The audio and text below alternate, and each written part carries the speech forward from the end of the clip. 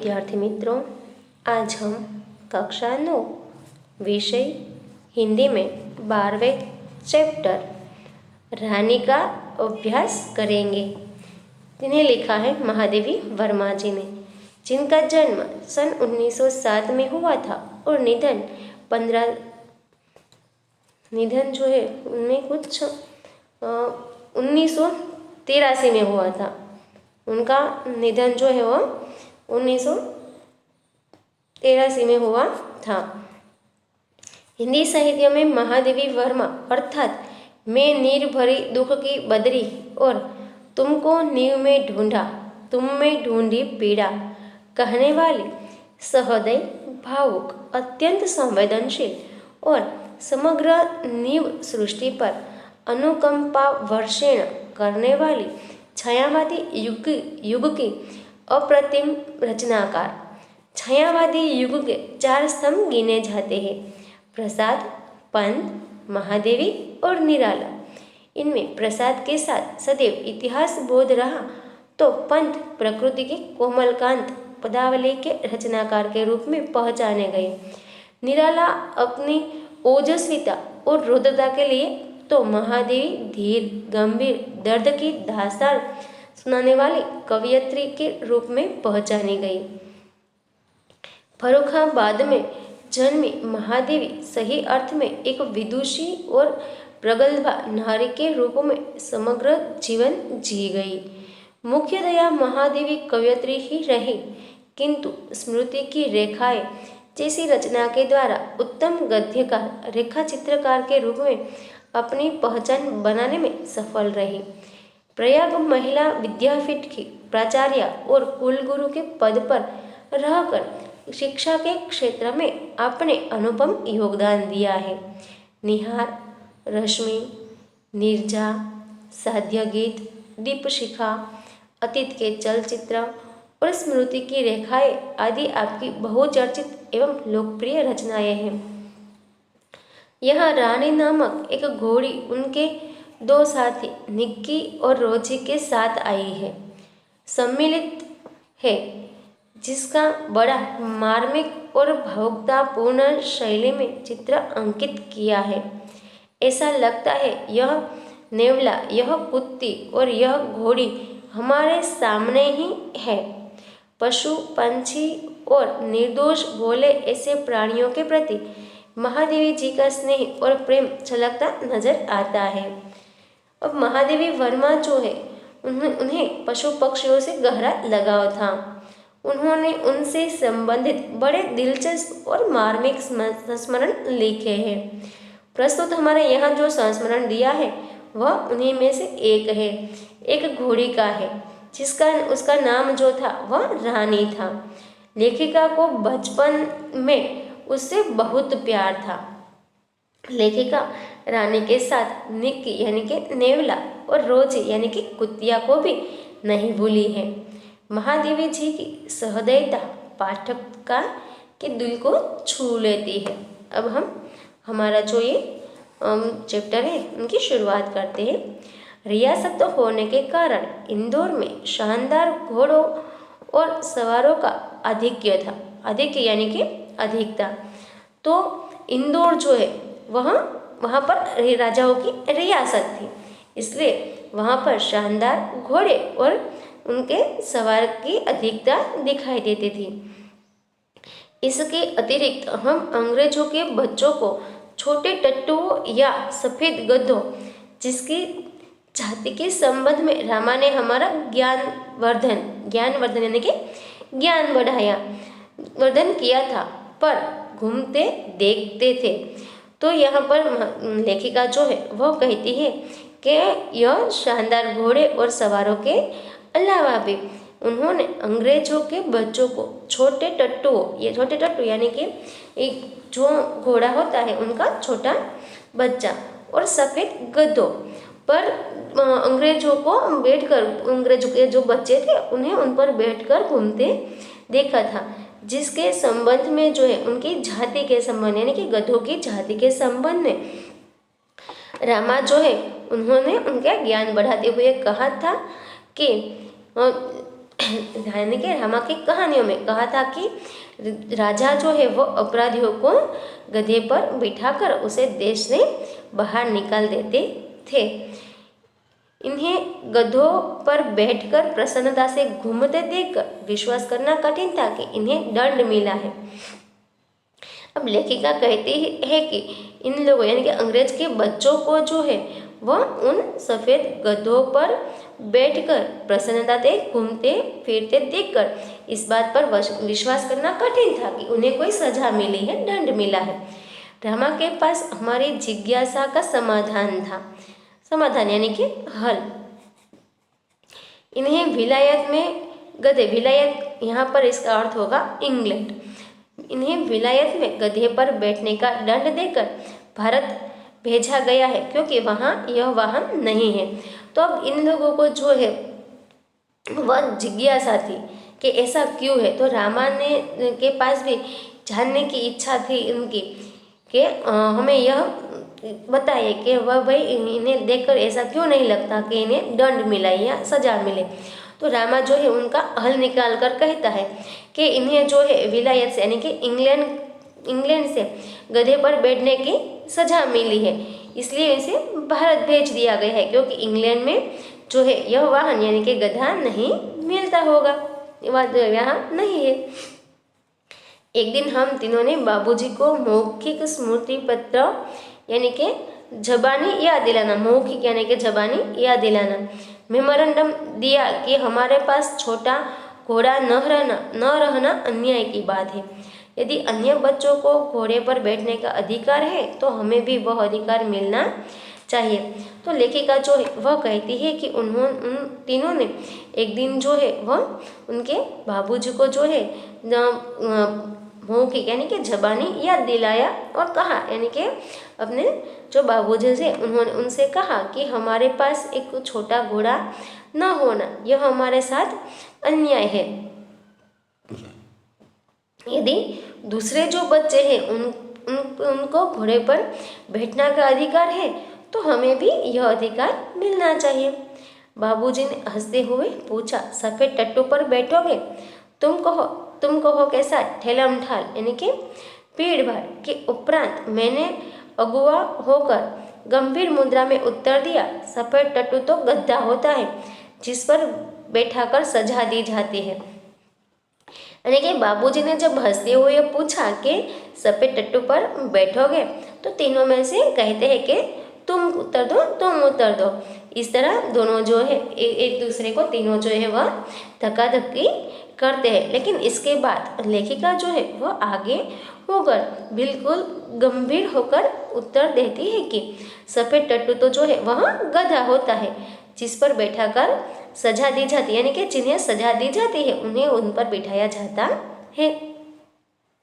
पता नहीं हमारे ज्ञान के वजस्त्र स्रोत रामा को बाबूजी ने डांटा या नहीं। वजस्त्र यानी कि सदा बहने वाला, डांटा या नहीं, परंतु कुछ दिन बाद हमने देखा कि एक छोटा सा चॉकलेटी रंग का टट्टू आंगन के पश्चिम वाले बरामदे में बांधा गया है। बरामदा तो घोड़े बांधने के लिए बनाया नहीं गया था, अतः बाहर से टट्टू को लाने के लिए दीवार में एक नया दरवाज़ा लगाया गया और उसकी मालिश करने तथा खाने पीने घूमने आदि की उसकी देखरेख के लिए छुट्टन नाम का साई यानी कि घोड़ों की देखभाल करने वाला रखा गया।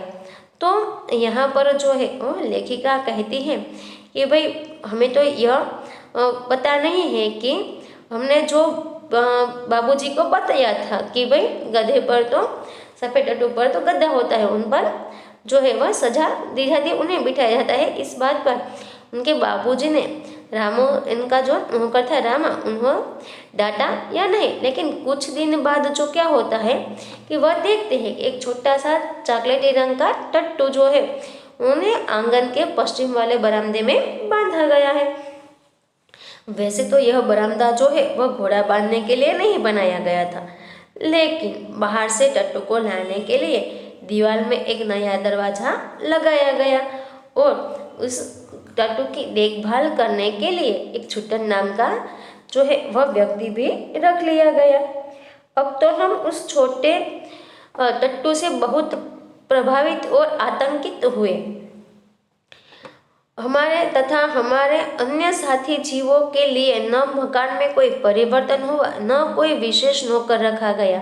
रामा को तो नौकर कहा नहीं जा सकता, क्योंकि वह तो डांटने फटकारने के अतिरिक्त हमारे कान भी खींचता था और हमारी खिड़की तक दरवाजे में परिवर्तित नहीं हो सकी, जिससे हम रोजी और निकी के साथ कूदने के कष्ट से मुक्त हो सके।